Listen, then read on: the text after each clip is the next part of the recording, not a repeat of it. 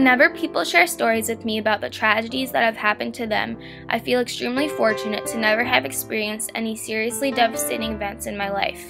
But I knew it was too good to last. I knew something bad was bound to happen soon enough. And on October 29, 2012, it did. When Hurricane Irene was about to hit New York last summer, we were told to evacuate our houses and prepare for the worst, and so we did. However, it was not much worse than the typical thunderstorms that happen all the time. We lost power overnight for a few hours, but it was back the next morning and there was no damage to our house. This was the case with the majority of New York. Authorities sent out a warning the week leading up to Hurricane Sandy to prepare for the worst. We received this warning before and nothing happened. No one expected what was about to come. No one was prepared. About a month before I left for JMU, my parents remodeled the entire first floor of my house. I was given a beautiful brand new bedroom and bathroom. It wasn't finished until right before I left for JMU, so I didn't get much use out of it, but I was so excited to come home Thanksgiving break and sleep in my brand new bed. But I didn't come home to my beautiful, newly redone house. I came home to nothing. During the first few hours of the storm, everything was fine.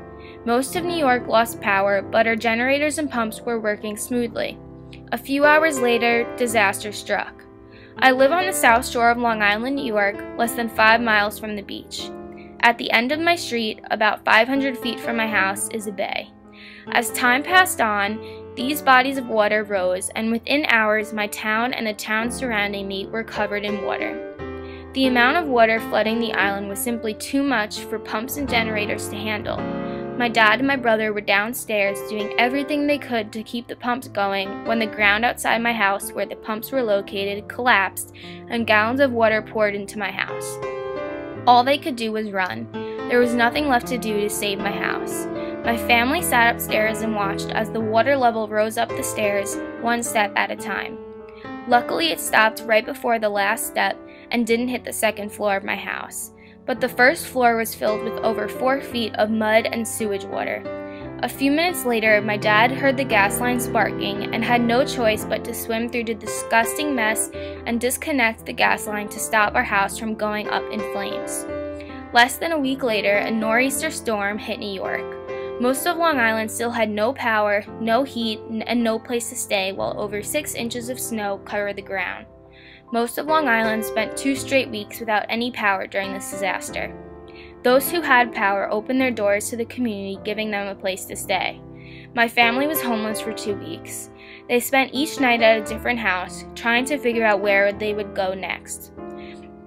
The power company wouldn't even come through our town because it was so destroyed. Hundreds of residents in my town got together and rallied to express their anger with the power company.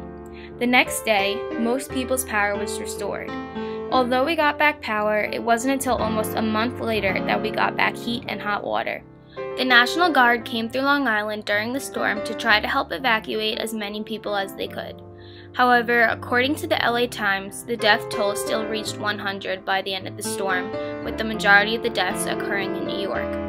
The hardest thing about all this was that I was at JMU while the storm hit New York, and I had no way of communicating with my family and no way of really knowing how bad things were. When I came home for Thanksgiving break, I cried as I drove through my destroyed town and cried even harder when I got home. I couldn't believe my eyes. It had been over 3 weeks since the storm hit and my town was still covered in trash. People lost everything they owned. It's going to take a very long time for things to get back to normal.